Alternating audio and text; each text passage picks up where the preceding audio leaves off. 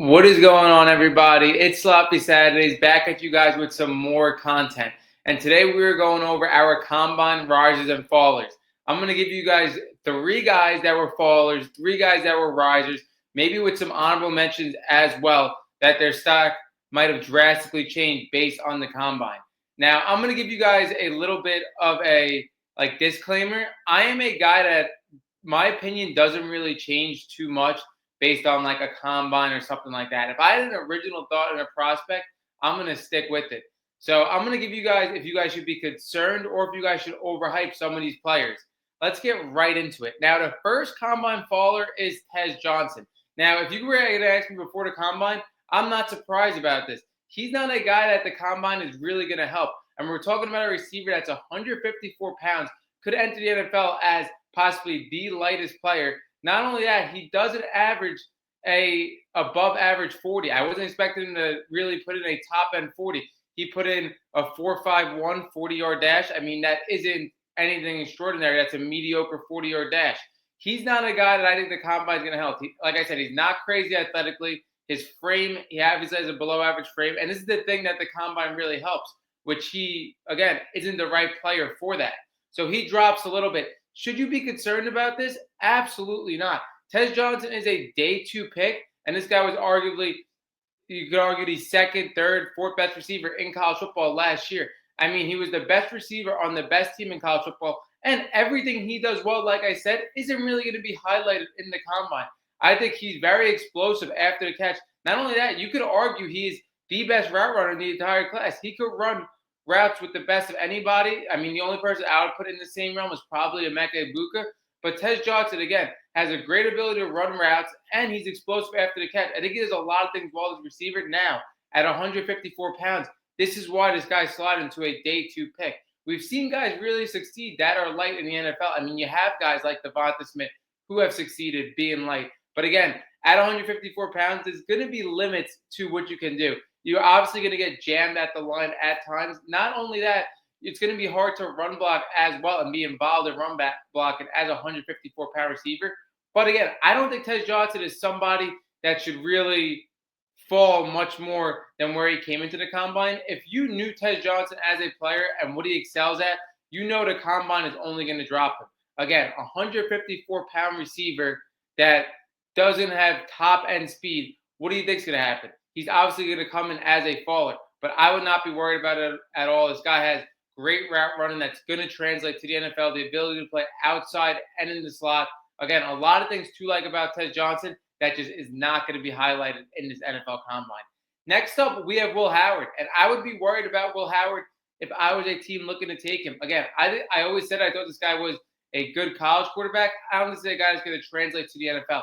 And his combine was absolutely awful. I mean, he really struggled with intermediate and deep ball routes. He couldn't make regular throws in this combine. And I said it time and time again with Will Howard. Yeah, he's a good college quarterback. He was on a team that was absolutely loaded on the offensive end. And give him credit. He did get them to the national championship, and they did win it. And he stepped up his play in the playoffs, no doubt. But the problem is with a guy in Ohio State, again, that isn't a first round, second round talent at the quarterback position, is people tend to overlook the time that he missed a throw here and there. Because Ohio State, again, in the regular season, blowing people by 20-plus points. You miss the couple of throws in between the game that means a lot less because you're on this Ohio State team. Now you put everybody on the same playing field, everybody doing the same drills, and Will Howard's colors really do turn out. I mean, let's think about it. This guy was on the same playing field as everybody else in the NFL Combine. He was a national championship quarterback, and he was by far the worst, in my opinion. I don't think he hit one deep ball in stride. Even people that didn't have great NFL Combines, like Quinn Ewers, I thought he was a lot better. Again, Kyle McCord, I thought a lot of these guys were definitely better than Will Howard. Again, it just shows when you're in a loaded team in college, it's hard to take somebody out of that situation. And they did this in the NFL Combine, and Will Howard was a mess. Completely inconsistent, like I said. Did not have one deep ball in stride, making the regular throws look hard. Again, stay off Will Howard. Don't buy into this Ohio State hype with him. Again, he showed that he could do it on the big stage for sure, but the team was absolutely loaded as well. Take the player out of the situation. He is one of the worst quarterbacks in this NFL draft class. And last up for the fallers, we are going with Tyler Booker.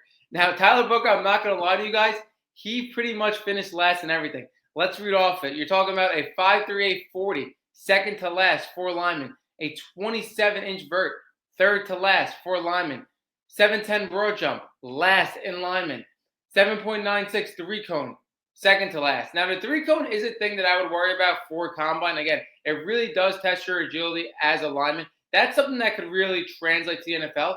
But the rest of the stuff, I'm not too worried about. Like a 5.38 40, how much does a 40 really matter for an offensive lineman? 27 vert, how much does a vert really matter to an offensive lineman?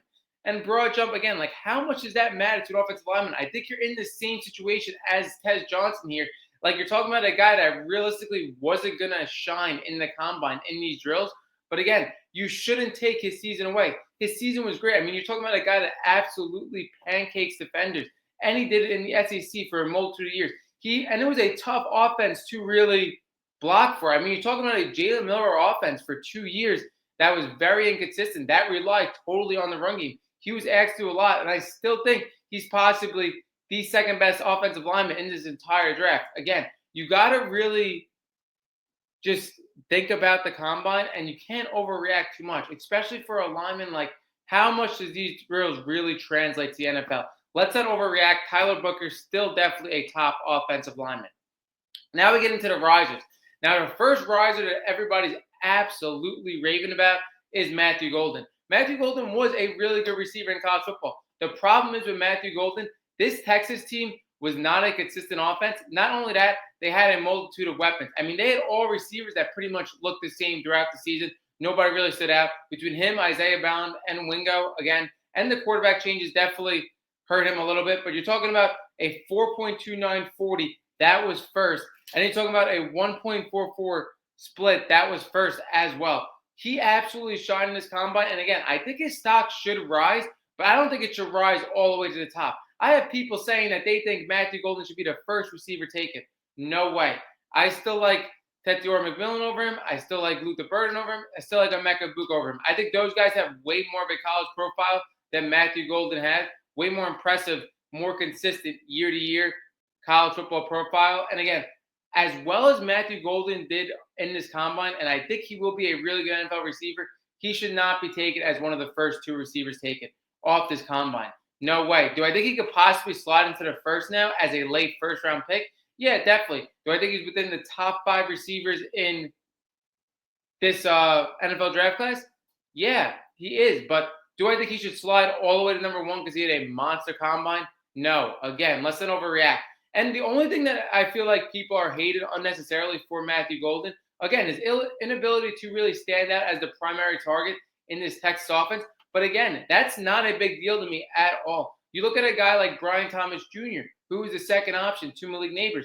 He looked a lot better in the NFL year 1. He was the best receiver, 3rd in receiving yards. Happens all the time. I mean, you look at Lotus offenses, like another LSU offense with Jamar Chase and Justin Jefferson. Again, don't get really, I don't know how to say, don't overreact to people not being the main target in their offense. Even we see with Ohio State receivers in their offense. Even Emeka Buka, he was the second option, third option in that offense. He should still be a first or second round pick.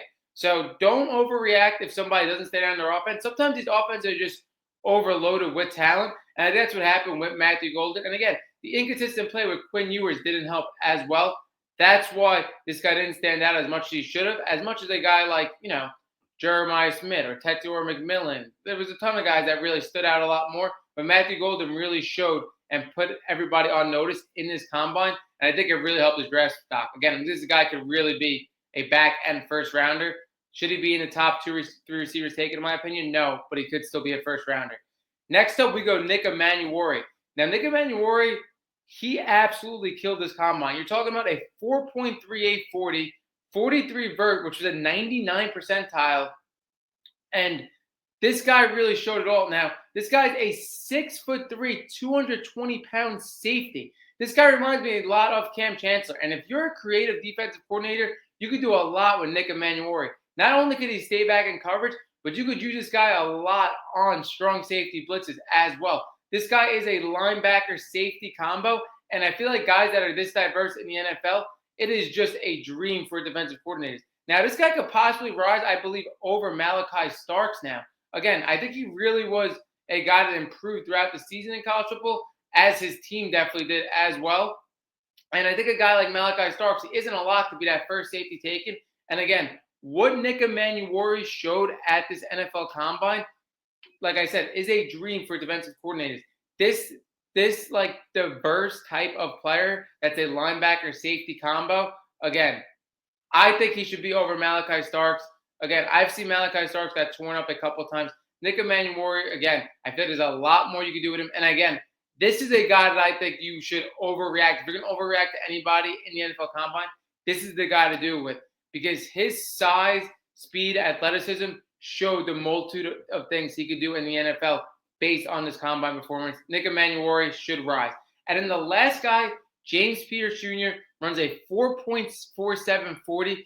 James Pierce Jr. is a guy, do not understand his draft stock at all. This is a guy throughout the year, again, the first 8-9 weeks of college football, he was rumored to be a top 5 pick, a lock for top 10. Then towards the end of the season, we were hearing character concerns, and I hate the character concern issues. I mean, it makes you end up passing on a really great player. Again, a lot of these teams have morals. I understand that. But James Pierce Jr. didn't really show any distinct character concern issues. And it happened with Jalen Carter a couple years ago. Now he's one of the best players in the NFL. He had a legit case. But James Pierce Jr. is very close to Mason Graham and Abdul Carter with defensive linemen. I think he should be right in that conversation. Obviously, Abdul Carter is my number one. But him and Mason Graham for me is a toss-up. This guy, with his speed, getting off the line is going to cause fits for opposing offenses. I think James Pierce Jr., again, should be a lock for a top 10 pick. I think he's a cornerstone defensive player that could absolutely change your defense in the NFL, and he should absolutely rise. That wraps up this NFL Combine, winners and losers, rises and falls, whatever you want to call it, and Sloppy Saturdays is out.